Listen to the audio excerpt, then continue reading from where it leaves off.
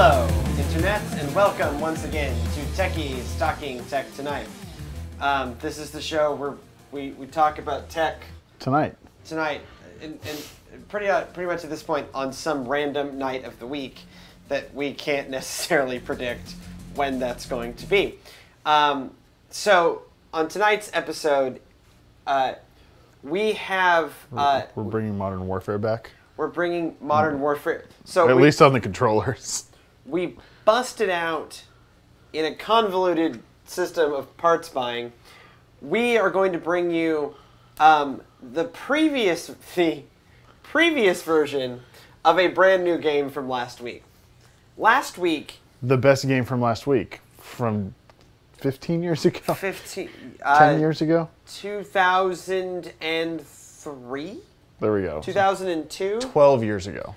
12, 13 years ago. Okay, so last week, Tony Hawk Pro Skater 5 came out. You know, the fifth Tony Hawk game. That's not even close to true. That's not even close to true. That's not even like, is it the fifth one this year? I could believe that. No. Fifth one this decade, possibly. Maybe. No, they stopped doing annual. So, I was trying to count this. It was Tony Hawk Pro Skater, Pro Skater 2, Pro Skater 3, Pro Skater 4, Underground, American Wasteland, something else. Obviously, I stopped following it after Project Underground. 8. I don't even remember that. Skate's the rival brand. Tony Hawk Ride. That was the first one with the board controller. That was the one where they had the board and Tony Hawk Shred. The second one with the board controller. Oh, what gosh. Tony Hawk defends is what he always envisioned the board controller to be. Tony Hawk Pro Skater I'd forgotten about the board controller. HD collection, which included 1, 2, and 3 in HD. I almost bought that on Steam. And now Tony Hawk's Pro Skater 5. But it's garbage. So instead of playing that game... Jeff Gersman of GiantBomb.com, in playing the game live on the internet, said, in a very sad voice, I might add, it's not a good game. The level design's garbage, the loading screens are ridiculous, the online connectivity makes no sense. Some of it is just straight up broken. There's a lot of bad physics. You can clip through walls, especially on the user-generated levels. You're sort of always online and sort of not, but you get no benefit from it. Have I mentioned the level design is garbage? See, that's something I thought they worked out, years ago. So, no, but okay. So there's an important thing to realize about Tony Hawk's Pro Skater 5. It is not made by the original Tony Hawk developer. Because they went on to make Guitar Hero, and then now they make Call of Duty maps. They're Activision, correct? Well, Activision's the publisher still, but it's Neversoft. Okay. The people who took Guitar Hero over from Harmonix. Okay. And then, so they shifted from skateboards to Plastic Instruments to now just being kind of a nothing studio supporting the Call of Duty machine. This game is made by the same people that did Tony Hawk Ride and Tony Hawk Shred. The worst Tony Hawk games. And Tony Hawk HD, all three of which were panned. So, I don't really know why we had high hopes for this, because this studio has never... Robomoto, I believe it is called. Robomoto has never made a good Tony Hawk game. In fact, they've made the four... Like, you can say, like, Underground and they were American Wasteland were derivative and added a story mode where you didn't really need it, and were bloated. But they weren't awful games. But they were putting out one of these games every year, and the sense I get in my memory is they were imminently playable. Like, I wouldn't go out of my way to play them, but I'd pick it up and go, this is some Tony Hawk. Like, it felt right, it functioned... They were decent games. It was just the thing that Activision does. You see it now with Call of Duty. You saw it with Guitar Hero. They take a franchise, they pour everything in it, and they put it every year and run it into the ever-loving ground. Until you're so tired of it, you never want to play it again. It was like last year and the year before with Ubisoft making open-world games where you had to climb towers to unlock things. They did it with, you know, Assassin's Creed. They did it with Far Cry. They did it with Watch_Dogs. They did it with that car game, The Crew. You did climb things in The Crew, which I never really understood. You drove up to satellite dishes with the same idea, and then you unlocked the map. You had to synchronize. You had to synchronize. And then activate Leap of Faith. Do we want to play some of this while... So, what we've queued up instead of Tony Hawk Pro Skater 5 is apparently the previous iteration of the Tony Hawk Pro Skater series, Neversoft's Tony Hawk Pro Skater 4 for the original Xbox, as played on an Xbox One. An Xbox 360. Or Xbox, yeah. Xbox 360. Xbox 360 using backwards compatibility. So I'll cut over there. I'm going to get up off the ground. And I'll give you, you and us some game audio. And so this is Tony Hawk Pro Skater 4. An actual video game. That doesn't suck. That people actually fondly remember. Oh, that was not a... Nope, that was bad. That hurt a lot. I need to not do that, Trey. I need to not... So... I'm really bad at that. We're looking They at made the pain thing a lot worse. So I played a lot of Tony Hawk Pro Skater 3. Okay. And they made the whole, like, writhing around on the ground a lot worse than this one. So I look at this game, and I recognize that this game is more than 10 years old, and more than two generations ago. It still looks good. Yeah, that's what I'm saying. You know? I mean, this is being upscaled, I guess, by a Xbox 360. But even still, like, I look at this game and go, yeah, all right. Like, I can tell it's an old game, especially the environments, but look at that character model. Yeah, the character model is pretty good. I mean, it plays solidly. Here, right, and you know, so much of these games are about the feel of the skating. And, you know, the kind of the fun in the levels and all of that. We'll go again. I mean, I haven't unlocked any. I guess I could play the story mode. Sure. Instead of this. Here, let me quit. Wait, are you getting gamer points for this? For me playing? No. Okay. Too early in the original Xbox's lifespan. Okay. I will not get some hot Achievos off of this one. Good. Otherwise, I would insist on logging out and logging. What is this Pro Points nonsense? That's new. New from 12 years ago. This game was launched according to the Look, box. man. Copyright 2002, 13 years ago. It's a 13-year-old game. I'm gonna play the college level, which is the one I was just playing, so I can ride my skate. By the way, Tony Hawk, I hate you for encouraging people to use skateboards. Try talking to some of the guys. Blah blah blah. I don't want to talk to guys with arrows over their heads. How else are you going to participate in the pseudo RPG mechanics?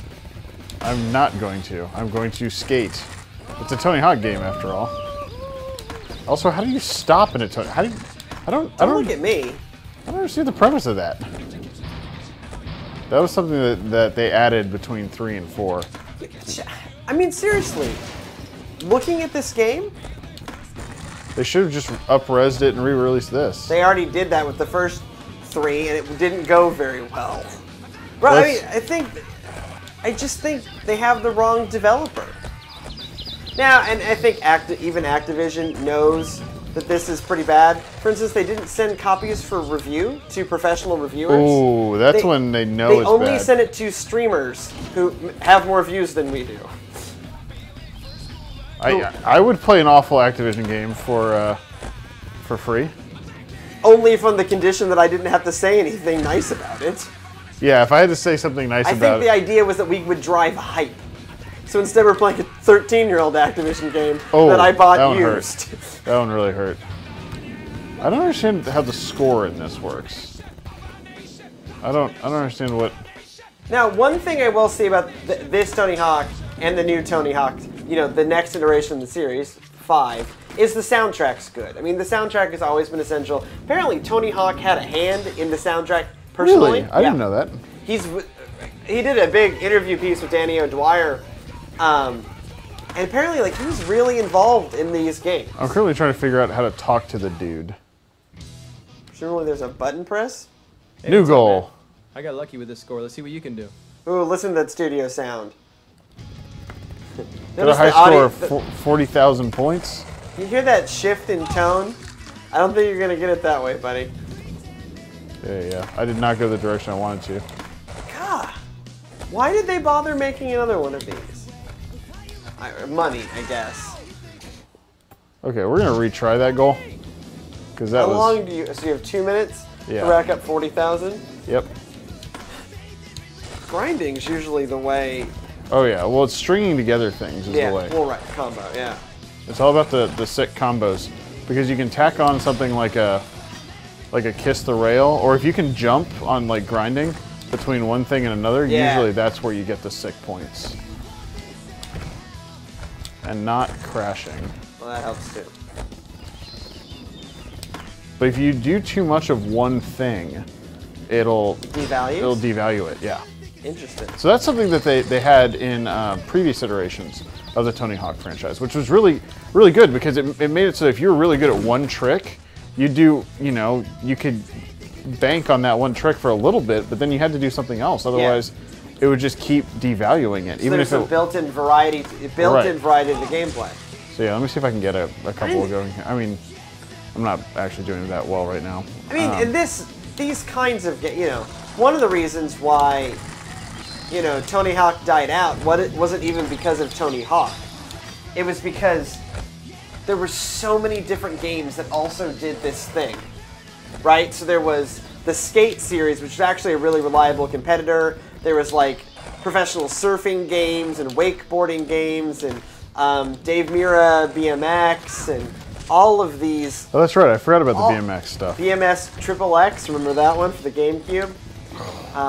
Promised nudity in your action sports game or extreme sports game. And so there's just this whole period of like maybe 5-6 years where every game was one of these games. I swear.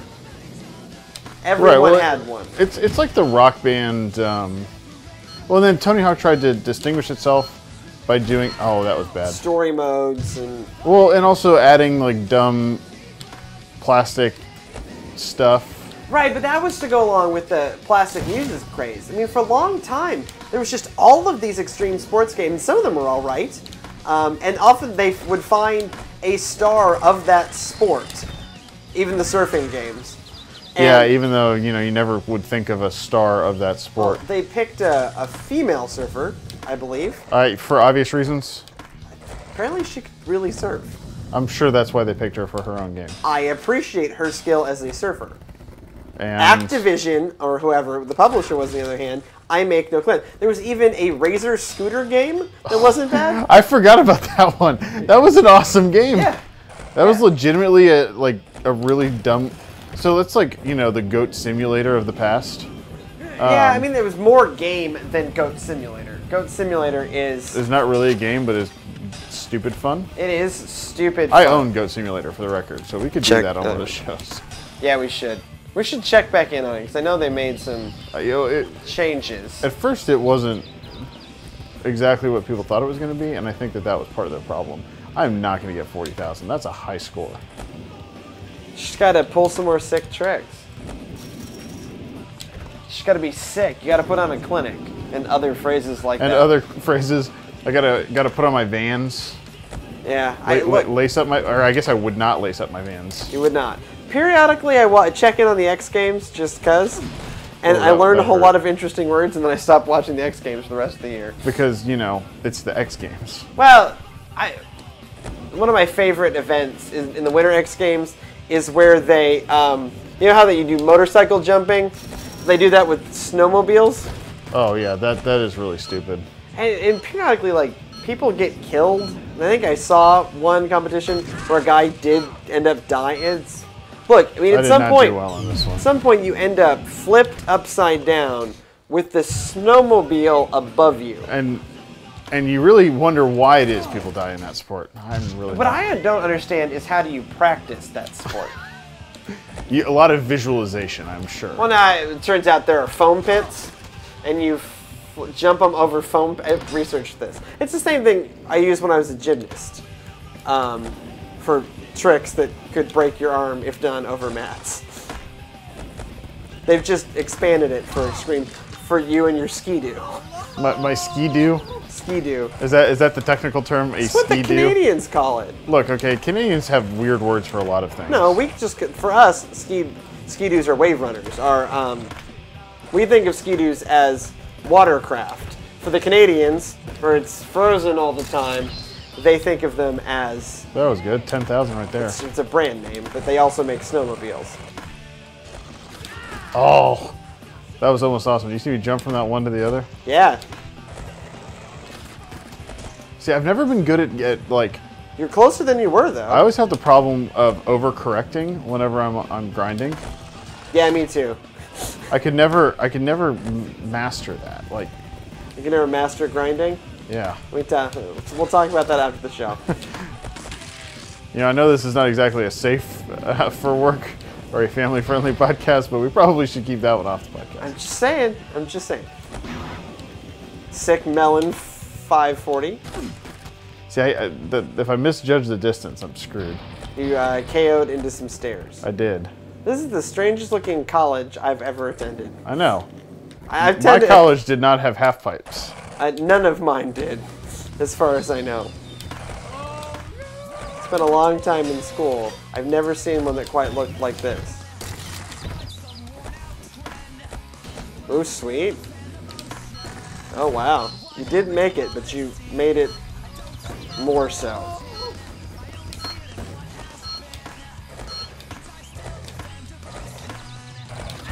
Oh! If I had landed that, I would have made it. So how does it feel in 2015? I mean, it still feels... So part of this is that I have played a lot of this on my N64 recently. But even that being said, it feels, with the HD and everything else, it feels like a... My combo left. like a Tony Hawk game is supposed to feel like. I mean, I think that... You missed the M. I wasn't paying attention to what my goal was. You missed the C. To get a sick combo, that's what my goal is. I fell off. Man, this is harder than it looks. Uh-huh. So I can't just get the letters. I have to actually... See, I keep catching the little last edge there. I'm gonna jump over. Oh, also, you can't just do that straight up retry in the new game. It's not just retry in your back. It's retry, click retry, loading screen. Oh, see, this is... Show up, receive your challenge. I mean, there's a lot of Oh, that's really stupid. There's steps between you and retrying. Forget this one. Yeah, so that was always one of the best things, because you'd always start and do something really, really stupid. And then just restart right away. And you go, you know what? That was dumb. I'm not doing that again. Well, that's what even games like Super Meat Boy, right? Real challenging, but once you die, you're right back in it. Tony Hawk had that same kind of thing, where some of these things they set for you are legitimately challenging and are ridiculous if they're asking you to do it perfectly. But you can get back in there very quickly. That doesn't exist in the next iteration of the Tony Hawk skills. The best. Then let's start out with some spine transfers. Are those bumpers or triggers? Left and right. This would be the original Xbox, so my bet is that's triggers. Because did the original Xbox have bumpers? I could go grab a controller from the, stash and find out, but I think it was only triggers. Yeah, no, I think they added bumpers later. I think you're right. I think bumpers were a 360 thing. Okay, so they wanted me to do a spine transfer over the wall and add a oh man, I tried to fancy it up a little bit too much. With a melon? Yeah. Well, so you see, you use the C stick to modify everything. So right. This is actually way harder than I thought it would be. The game? Or spine transfer? Spine transfers. Although the game is always... Tony Hawk is one of those games that makes everybody look stupid. Sure. Nice. Now indie. So indie while spine transferring? Yep. Jeez.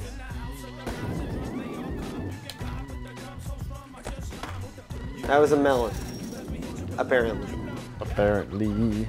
All right, I got this. Spine transfer. No, I pressed the wrong direction. Damn it. You have 34 seconds. Yeah, unless there's... Oh. I'm gonna go with I ain't getting it. Should restart? I tried a Japan. I saw that. Still not what you're supposed to do. All right, I got this. I tried to... My problem is I always hit the melon button. I've noticed that, yeah. Uh-huh. I didn't square back up with it there. You saw that?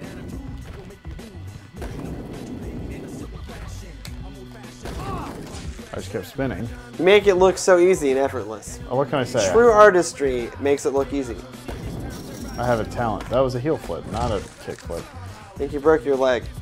I do that. The sound effects are That one. gruesome. That the one really. squish? The little squishing noise? That was not a spine transfer. Apparently. Just can't land the damn thing. Yep, I'm picking up on that. Getting me out of my rhythm. There you go. Nicely done. Now what? That's it. Do an indie over the wall. You did it! Victory! Nice. Ha! I set a new record. You set a new record That's on not much of a record. on this game that we haven't touched before. If I'm being honest. Oh, Okay. I get to improve a stat. Okay, so we've played this game a bunch. I'm gonna increase my speed. So what I propose we do is we go a little further back in time, just so you can see how this game progressed. We're gonna go check out Tony Hawk. Wait, I need to save my career. Okay, this is important. We're gonna go to Tony Hawk 2X, which was launched, I think, which was launched alongside, or original. would have come out actually before there was an Xbox, and that's why it's the 2X, because it launched other places first, which also 3 did, I think. Yeah, no, because I have 3 on the N64, and it was one of the late N64 games. Well, it would have had to have been, yeah, if it was cross-gen with this, because the N64. I think it was the last Tony Hawk for the N64, if I remember correctly. So GameCube launches with the original Xbox in 2001. I got it. Yeah, I'm pressing close tray, right? This is difficult. So the original Xbox and the GameCube launched both in the fall of 2001. PS2 in 2000. So this would have been to flesh out their back catalog, the Yeah. 2X. Yeah. All right. Or maybe even have a Tony Hawk game at launch. I don't Tony Hawk pretend was to. a big deal. Oh man, look at that 480. Yeah, no, there's no up-res in this. This is. Look at the video. Oh man. Well, think how crazy it is. They added this for the X. This was part of what they added for the Xbox. Yeah, because no N64 is playing this much. The N64 would have gone, what? What? We don't have the space for that. In our 1999, 2000 yeah. Activision. Oh, look at those menus. Oh man, this single session. All right. This is only 2 years previous. Oh, I can edit my style. Yeah. Oh, I'm gonna be style B. Style B, Tony Hawk. What are you wearing on your head? Oh look, man, don't ask questions. The Hangar, Mullet Falls Mountain. Yeah, now we're gonna do the hangar at Mullet Falls. I don't have enough hair to play somewhere called Mullet Falls. You don't have enough hair, period. You're not gonna finish that thought? I did finish that thought. So I do this purely for the historical interest. See, look, mix up your tricks for higher scores. Right. Yeah. No, I believe you. You know what, Oh, though? the hanger. Look at that character model. Jimmy, so often I go back to video games of yore and I go, oh man, that looks like garbage now. This one does not. This doesn't. I mean, This actually, you know... It's in 480. I mean, I can't... In a strange way, this actually does not look as good as the other one, the 4, because this wasn't trying for as much. Well, and also 4 is stretched out. So 4 wouldn't have... The 4 we just watched would have probably still been native in 480. Oops. Native in 4x3. And it got stretched. Right. My bet is it got stretched out. Because this looks more crisp than the other one. That's 2 years older. Or 2 years younger, rather. Jeez. Oh, that was a bad... I mean, the environments and the textures look pretty muddy. I mean, it's very much the Doom 2. Yeah. I mean, Same kind of texture mapping going on here. yeah. I mean, it's not that real if you think about it. But the physics all are the same, which is the interesting thing to me. Is well, that, to me, it's the character model. and the right? character model is... I look at I that mean, and go, that's recognizably human. It's definitely not... That's definitely something that they improved between this one and 4. I mean, this is right? only 3 years after the very angular Lara Croft. You know what I'm talking about. Yeah, the very pointy The Lara mostly Croft. triangles Lara Croft. See, look, I can't even get 40,000 in I mean, I this guess one. that was a PS1 game, and this is PS2 era. But early PS2 era. So close. Obviously, graphics upgraded for at least somewhat for the original Xbox. And then this old school menu system here. Because you got to realize the original Xbox was massively more powerful than anything on the system. Oh yeah, it was a computer. Well, no, it took every spec the PS2 had and literally doubled it. So PS2 is a 300 megahertz something processor. The original Xbox, 700 megahertz processor. Because why not? The PS2 had like a 32 megabyte graphics card. How much do you think the original Xbox had? It's a 64 megabyte graphics Well, card. but they were trying to break into a market that they'd never been in, Using basically off-the-shelf PC parts. and they were rather effective. To me, I look at the original Xbox as one of the craziest pieces of gaming hardware produced. Because it was this, I mean, it was massive. It still, I mean, to this day, feels just massive and ridiculous and gaudy. And it was the most, like, American way to enter a game system, right? Game system war. You have the Dreamcast, which is slim and white and looks like an iPod. And you have the PS2, which wasn't, tiny, but, had like it's kind of some subtlety to its design. And the original Xbox was like this huge green and black. We will destroy you. Right, and it literally, added an 8 gigabyte hard drive. And it was, remember, that was revolutionary. To have an actual onboard hard drive in a game system. I mean, they even sold Xbox 360s without a hard drive, which I've always thought was a mistake. I've always thought it's weird, honestly. Well, it was a cut price. Well, they had to, they had to compete. But you always feel like these are things that Microsoft got into just because, why not? Yeah, well, with Sega very clearly exiting the market, I think there was room for it, and so Microsoft, in a weird way, picked the right time, and it was also a time of transition for Nintendo. So up until that point, we think of now Nintendo as, Nintendo's always behind on hardware. That wasn't necessarily true, right? When PlayStation when Sony and PlayStation went disc-based 32-bit, they went cartridge-based but 64-bit. So up until the end of the N64 era, they were competing on tech and graphic quality. With the GameCube, they backed off. They said, we're more powerful than the PS2, but we're not going to win this thing. And then they never competed before. Whereas Microsoft has consistently said, no, we're going to compete on tech. We're going to compete on horsepower. But that's a very Microsoft solution to the problem. And, you know, theoretically, they're going to compete on price, although they didn't do it this time, let me tell you. Well, they've come down, though. They have, and now... They didn't compete on price originally. Sorry, I just have to put my high score here. Sure, and then we can... That you will never, ever defeat me at. You're probably right. All right. There's no guarantee. Go, watch my replay. I'll own these games a week from now. Watch. See. Look at my. Yeah, I'll look at your sweet. I love the replay. I'm gonna look at your sweet skate tape. I mean, what can I say? Look at you slowly judder around the screen. Look at that. Yeah, that's really. Do you think that's the up-resing? No, that's just how it handles your input. Driving games of this era did that too. Because it's just how your input is. Your input isn't smooth, and so it's just capturing that. That's not a graphical thing. That's a gameplay issue. You don't notice it when you're controlling your character, but I remember watching replays of driving games. You get that same problem, where you're just kind of juddering your character. Yeah, it's kind of weird. I don't. I'll be honest. I'd never watched. Yeah, that's the unsteadiness of your input. It's Interesting. It's all rhetorical. Right.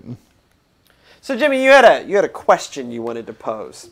Yeah. So I'm gonna go ahead and turn this console off. Sure. So my company provides a $100 stipend. Okay. For cell phones. Okay. And the expectation is that you'll provide a cell phone number that you can be reached at any time, and you can use that money basically however you wish. Sure.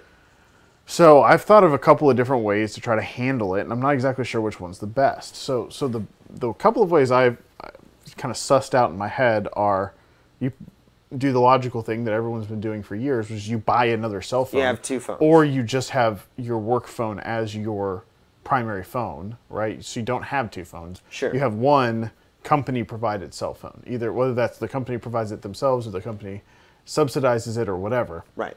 So that's option one. Option two is you do something like a Skype number, which I know that you've done. Mm-hmm, I have.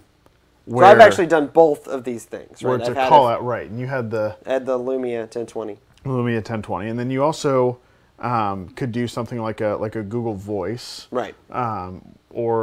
Or some similar service to that. Google Voice is the big one, where you have a cell phone number, you have a phone number, it really only lives in the digital domain, right? And then it calls out to multiple different phones. And then we have Skype for Business now, so this kind of would be the logical thing where you can set it up to forward to your cell phone. Okay. So it'll, and I've actually seen it in practice. What it does is it will ring first. The first ring will be on your Link phone or Skype for Business phone, right. And then it'll start ringing on your cell phone. And so then you live in some hell where so many devices just start ringing. Yeah, like the Paul Thurrott world where right. someone calls him on Skype and everything rings. That's how my office turns into do. And at one point, maybe it was Facebook Messenger, something was also ringing on my Apple Watch. And I was like, I'm living in the nightmare future of notifications. Yeah, I need to turn off vibration on my watch because that makes it so much worse. See, I don't have noise alerts on, we're digressing, but I don't have noise alerts on my watch. I just do the vibration. Yeah, I only have that's vibration. actually really useful for meetings and such. So, but I guess my question is, which one of the, I guess the fundamental question is, which one of these do you think is best? And do you think that the web stuff is really there, that it can be relied upon? So I'll tell you, the two-device thing turns very quickly into some kind of nightmare. Because... Wait, my other phone is ringing? Right, wait, my other phone is ringing, or how do I remember to carry this other phone? And then you start to feel like Batman, because you really need like a utility belt to carry all these things around. Then you become like that office worker that's got the iPhone 6 Plus on a belt clip with the OtterBox belt clip. Right. So the thing is approximately the size of an iPad mini. Right. And is clipped to the side of you. It's the size of my original Macintosh. I was very glad to move away from two devices. Right. And that's not a knock on the 1020. I liked it as a device. But I did not like my future of two smartphones. Because it turns out that so many of the services duplicate. So like my email was going to two places. It's just so much email and so much notifications and so many Facebook things, and it became a mess. But the 1020 made you actually, look at Facebook. So that was a victory. It did, briefly. The other issue is a lot of these platforms don't talk well to each other. Right. So I couldn't get my Apple calendar, my iCloud calendar, on my Lumia 1020. Well, my only calendar is my iCloud calendar. I don't use Google Calendar. I don't use Outlook Calendar. I don't use, even when I was on Exchange at Emory, I didn't use my Exchange calendar. I use iCloud Calendar, and I have since like 2007. Like I have for a very long time. Now I think that's a weird Apple problem. That's only really presented because I'm not considering an iPhone. Sure. But I think that's a problem that's really presented if you are in the Apple ecosystem currently or looking at getting into the Apple ecosystem. Right. In my case, I'm in an Android ecosystem and a Windows 7 and Azure Exchange server ecosystem. Yeah, and so you should be able to get along. So it already, fine. I already have my work stuff is already on here as far as my work email. And so it syncs all my calendar events, and it actually provides me Google Now updates based on my Outlook calendar events. Right, because it's analyzing. I mean, honestly, something that gets that work number on to me, in kind of a work-life balance thing, you want to be able to know when it's a work number thing versus a personal number thing. I had that at my previous job. I don't have that now. That piece I do miss. I miss having a separate work number. Partly, my job is weird that, if I'm getting a work call at 2 o'clock in the morning, I need to prioritize that. It means someone is literally dying. I mean, right. Life of a pastor. For most people, though, and one of the reasons why I considered the separate phone approach originally was that way I could provide okay, I am no longer on work. I will turn this phone off. Right. Well, you can also shut down. I mean, you can put Do Not Disturb stuff on Google Voice. So I could tell it, like, if I set up a Google, and I might try that. I might set up a number, and then if I need to use it somewhere else, I'll just port that number. Right. But I'll set up a Google Voice number, and you can say, do not disturb between the hours of, 6 p.m. and 6 a.m. Yeah. I mean, I like devices, right? Obviously, like, we're surrounded by them. But the carrying around two phones gets really old. It really does. And it still turned out that I was using my iPhone 80% of the time. Because that's where even for work, because that's where all of my calendar could go. And all of my email could go. Right, and I've seen you in that weird dance before where you'd be looking at something on the Lumia and you go, and you put it down and you pull out the iPhone. Well, some of that is, I think, I've always thought that Windows Phone 8's browser is garbage. It is, actually. At least compared to the iPhone's browser. Or the fact that I get Chrome on my iPhone, which is something else I use a lot. So, between those two things, that's part of why I leaned towards my iPhone. Because some of it's the Apple lock-in stuff, some of it's the browser, but the other thing is you have... Probably, if you're watching the show, you have too many screens as it is. And this is introducing yet another device where smartphones are supposed to be decreasing the amount of clutter. So I say go with some version of the web services. Yeah. So, I mean, or I've had great success with Skype. You just leave the Skype app open, and people can call your Skype number, and it'll just ring like it's a phone, and so you just leave that on in the background, and then you can close your Skype app when you're not working, and then it won't ring. And so that's one way to do it. Well, so like the Google method is free. So the Skype method costs. But it's not a lot. It's like $10 a month. It's $10 a month, and that gives you. I mean, that gives you a lot of niceties if you are a weirdo like me who needs these things, like Well, the other thing all the international calling and all of that. And I almost wonder if I need to explore more into the Link Skype for Business aspect of this, where I can set up so that when you call my direct line at my office, I can set it up so it'll forward. But my fear is that I'll set that up and I'll forget to turn it off. Yeah. And then it'll just keep forwarding. Right. So I'd rather have that set up to forward to a work cell phone number Right. And then have a cell phone, that cell phone number also published, and then I'd either route that through, but I'm afraid I'm gonna get like a route through to a route through to a route through to my phone. Well, yeah, you gotta watch your redirects. Right. I want to come up with the simplest. I feel like Skype, Normal cell phone, normal Skype. the Skype number is Right. the easiest solution to this Yeah, problem. it is. It's easy. It works. They had an outage recently, but generally speaking, it's reliable technology. Well, and the other thing about it is that from a business perspective, I can call out from that from a cell phone, Right. or not from any cell phone, not just my cell phone. I can Right. call out from a computer. I can call out Right. From anything. from your anything, desktop. even if I have awful wireless reception. It's going to ring. If you have Wi-Fi. Right, because it is the truest sense of a Wi-Fi. Right, and it'll work over. Phone. It'll work on LTE. It'll work on 3G, but it'll also work on. Now, does it work suck on down data like crazy when you're on? I'll have to test that. Well, I mean, define like crazy. If you're on, say, an international data plan, where you have perhaps bought 120 megabytes for the month, yes, it sucks down data like crazy. But if you're on a normal person, like, so I think I have 3 gigs with T-Mobile. I don't think you're gonna die. Okay. I mean, I have used this on 120 megabytes of AT&T data, and I was hurting, but it wasn't the end of the world. Okay. Your mileage may vary, but I think, because in the end it's just audio that's passing, Skype video is the real thing that sucks it down. But this is not. Yeah, I might have to look into on Microsoft because Microsoft is pretty good about telling you, hey, this is what kind of bandwidth you need for these different services. And I bet you that they'll tell you if they want you to use that as an actual cell phone, like an actual phone number. Which they do. I bet you I they'll mean, tell you they what the offer it. bandwidth usage is. It also offers text messaging. It works like a real cell phone number. You can send and receive messages.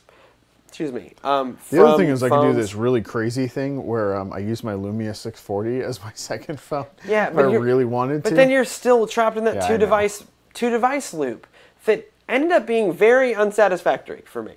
It really was. And I would love, from a like coverage point of view, for you and I both to be locked into a loop where we're buying a phone every year. This would be good for the website. This is not perhaps the way you want to live your actual life. Right. That's true. Ever. You don't.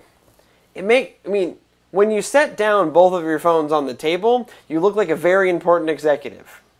But you're still tethered Or by... douchebag. Or that, too.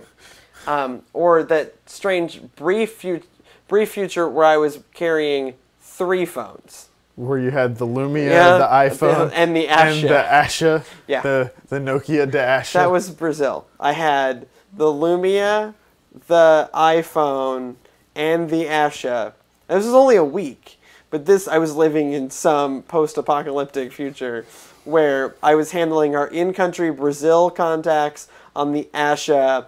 I was connected to work on the Lumia, and the rest of my life was on my iPhone. Right. And so I had 2 international calling plans, 2 international data plans, and a Brazilian prepaid plan. Don't live in that world. It's not okay. And on that, Yeah, on that note, we should probably It's get out time of to here. end. It's time to end. It's just whatever you do not reach the point in your life where you have 3 phones. It's just not worth rule it. number 1 is Occam's razor. Yeah. Oh yeah. The simplest solution is probably the right one.